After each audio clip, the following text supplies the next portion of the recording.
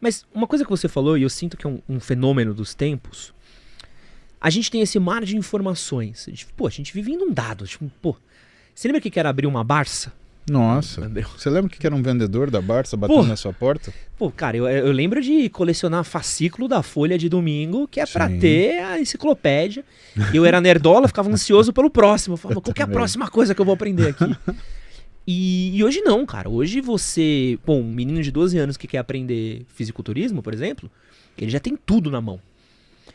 Mas ao mesmo tempo, eu sinto que nunca fomos tão profundos, mas nunca fomos tão rasos. Perfeito. É uma dicotomia, né, que a gente vive. Parece um paradoxo. E não sinto que tenha uma resposta. E não sinto que tenda a ter uma resposta. Não sei como é que você se sente nisso. Porque você é um cara que aprofunda muito. Um ortopedista, um fisiculturista, um cara que trabalha com medicina do esporte. Tu é um especialista na tua área. E tu tem uma base de estudo muito forte. Qual que é a sua recomendação para quem quer estudar, para quem quer aprender, para quem quer dominar uma área como você domina hoje? É uma coisa muito antiquada que não se faz mais, que a gente chama de HCC. Posso falar o que significa isso? Fica à vontade aqui. Você fala uma coisa pior do que eu já falei nesse canal, Paulo. A gente tem um troféu guardado naquela sala ali, tá? Tá bom. É um método, né, de conhecimento muito antigo, mas funciona pra caramba. Você senta na mesa, abre um livro na sua frente e faz o chamado HCC. Hora de cu na cadeira. Funciona para um caralho. Você quer saber, cara? E funciona. Mas é difícil, né? Porque a gente tem vivido essa coisa de respostas rápidas, né? Às vezes você chegou até a comentar essa coisa nossa resposta às vezes tem que vir num tweet, tem que vir num não sei o quê. E, às vezes você pega um desafio de abrir um livro de 1000 páginas. Eu vejo os livros de medicina da minha madrasta, vejo o livro de medicina da minha irmã. E falo, pra ler isso daqui não tem um tweet, você não resume isso daqui. Não tem um resumo de como funciona o esqueleto, né? É que o costume também de leitura mudou, né? A gente lia no colégio Ilíada, Odisseia, né? Que são livros razoáveis, né? E a nossa Barça tinha 8 volumes de 1500 páginas cada. E a gente ficava olhando aquilo, né? A questão pensa que eu acredito que hoje, por conta da demanda da tecnologia, a facilidade do contato e a quantidade de informação, existe uma ansiedade latente na sociedade. Exato. Tá? E uma sociedade latente é demonstrada à medida que você percebe que existe uma urgência não justificada por respostas de perguntas que não têm, às vezes, muita relevância. Alguém te manda uma mensagem pelo WhatsApp, 11h30 da noite, você já está dormindo, você, 5 minutos sem responder, a pessoa já manda embaixo um ponto de interrogação, como se, responde. Mas será que se essa pessoa tivesse que levantar para ligar no telefone discado, ela faria essa pergunta? Ou será que ela fez isso só porque o celular dela está do lado do criado mudo? Então, essa ansiedade latente das pessoas faz com que, inclusive, o pensamento ele funcione de uma forma que não é uma forma, eu não diria saudável, porque não é essa expressão, mas é uma forma reativa. Você tem ideia de qual a velocidade que você pensa em números de palavras por minuto quando você está estressado, Edson? Na minha cabeça de pato Donald, Paulo? Sim. Deve passar 1 bilhão de xingamento quando eu tô puto. Fácil. 1 bilhão não chega a ser, mas pensa assim, o número de palavras, por minuto. Sei lá, umas 100. São 1000 palavras por minuto. Caramba. Entendeu? Porque a gente fica fora de si quando a gente está nervoso, ansioso. E aí a gente acaba levando isso pro estudo. Só que o estudo ele é importante, ou a leitura ela é importante, porque ela faz o quê? Ela faz uma lentificação do seu pensamento. Por isso que quando eu tenho pacientes que têm dificuldade de acesso ao sono, né, a primeira coisa que eu pergunto para eles, antes de recomendar qualquer tipo de medicação ou tratamento é: você tem televisão no seu quarto? Você deixa o seu telefone do lado da sua cama? Você fica olhando rede social antes de dormir?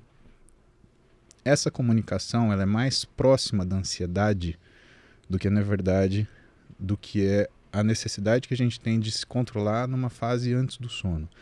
Por que você pegar um livro te faz bem à noite? Porque quando você abre um livro e começa a ler, você obriga a tua mente a funcionar na velocidade da sua leitura. Então aquilo te desacelera e te coloca num ponto bom para dormir. Se você teve uma apreensão boa, você vai sonhar com aquilo que é a última coisa que você leu, de alguma forma. Porque é assim que as memórias processam no nosso cérebro, né? A gente junta tudo num lugar chamado hipocampo. Existe um processo chamado corticalização, onde essas memórias elas ascendem para os locais que são específicos das suas reservas. Então, música para um lugar, matemática para outro, conhecimento para outro, comportamento, sentimento. E, mais interessante, as memórias que têm links duplos. Então, por exemplo, o sujeito ele estava, antes da prova, olhando um determinado material, que ele estava nervoso e ele precisava decorar aquilo para a prova. Aquela ansiedade com que ele estuda aquilo faz com que ele guarde aquilo, não só numa área emocional, como numa área racional também. Então tudo isso fica pulando o nosso hipocampo para, durante o sono, ser guardado. Só que se você não acalma esse processo, o que acontece? Você começa a ter uma disrupção da sua capacidade de dormir. Se você tem isso, você começa a não ter um processo de recuperação adequado, você não tem uma fixação de memória adequada. Pode ver que aquele dia que você foi assistir, por exemplo, 24 horas. Eu viciei em 24 horas. Baita de uma série, denuncia idade também. Ou, exatamente. ou o Jack Bauer, ele ia morrer ou ia acabar o mundo. Então era uma alternância, né? Você assistiu o capítulo 1, Jack Bauer vai morrer, puta, tem que ver. Aí vai acabar o mundo, puta, ele tem que salvar o mundo. Aí o Jack Bauer vai morrer. Aí você assistiu já 8 episódios, já são 3:30 da manhã, você vai acordar às 5, já lascou. Você não consegue dormir de ansiedade, porque você não consegue, né, pensar que você vai dormir 1h30 só. Então a forma que você trata isso e a forma que a sociedade coloca a gente para funcionar, a gente tem poucos remédios. E um dos remédios é uma coisa que a gente não faz mais, estudar no livro. Forçar ao seu cérebro a desacelerar, que é dos recursos mais importantes quando você se vê numa situação de emergência e você precisa tomar uma atitude que seja sadia e não rápida. Uma atitude que seja sábia e não simplesmente para marcar uma posição. É aquilo que o Daniel Kahneman, que é um cara que ganhou o prêmio Nobel, ele trata num livro dele chamado Rápido e Devagar. Excelente livro. Excelente livro. Eu ganhei da minha madrasta, né? Quando no momento que eu estava fazendo muita coisa ao mesmo tempo e eu reclamei para ela, falei, eu tenho dificuldade às vezes de tomar uma decisão. Ela falou, então, você não tem dificuldade de tomar decisão, você sabe que decisão você tem que tomar. A questão é, você tem dúvida se você toma rápido ou a lenta.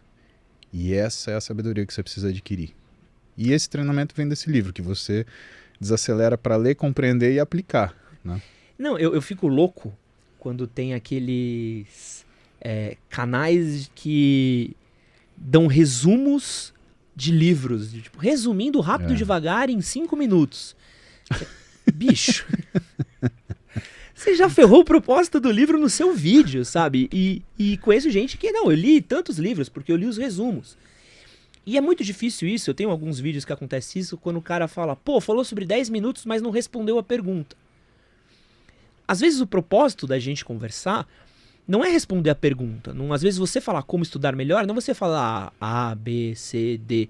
Mas quando você levanta questionamentos, você forma perguntas que a cabeça da pessoa deveria ser capaz de responder, né? A característica do bom estudo é essa.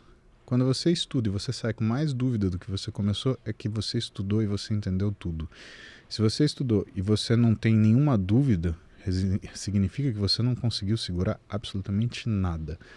E essa necessidade de resumo, eu estou absolutamente contigo. Vamos resumir Romeu e Julieta. O cabra curtiu a menina, só que aí deu errado, eles se mataram, só que na verdade um não morreu. E aí? E aí ferrou tudo. Acabou, resumiu Romeu e Julieta. Quer dizer, você pegou uma obra do Shakespeare e transformou num cocô de passarinho, né? E as pessoas fazem isso, Edson, com tudo. Elas fazem isso com as profissões, elas fazem isso com as relações interpessoais, elas fazem isso com as suas relações amorosas.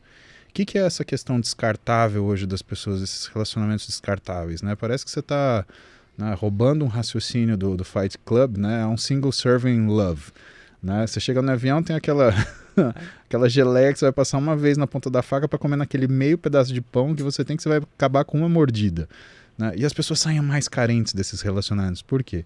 Porque elas têm a finalidade, que às vezes é uma relação sexual, né? Só que, cadê aquilo que elas querem? que é sentir o próprio valor, que aí a gente volta na primeira premissa, né? Que é a conquista. Esse que é a brincadeira, esse que é o fight. Você se considera um romântico, Paulo? Eu acho difícil a gente pensar nesse termo, né? Romantismo, porque a gente olha o romântico como se fosse um sonhador e que nada vai satisfazê-lo, porque tudo é uma ideação da realidade. Quando a gente pega, por exemplo, escritores românticos brasileiros, né? Você pega Álvares de Azevedo, você pega todos os caras da geração dele. Eram caras que, vamos resumir, tinham menos de 30 anos, malemar tinham 20, tinham vidas boêmias, festejavam quando pegavam tuberculose e morriam virgens. Então não, eu não sou um romântico de jeito nenhum. Eu sou uma pessoa extremamente pragmática, extremamente pé no chão e que sabe que para chegar onde eu quero chegar, existem etapas que têm que ser obedecidas para eu atingir o prazer que eu quero ter. Eu quero o prazer completo. Eu não quero mais ou menos. Eu não quero ter a mulher que eu desejo. Eu quero que a mulher que eu desejo me deseje. Essa é outra conversa.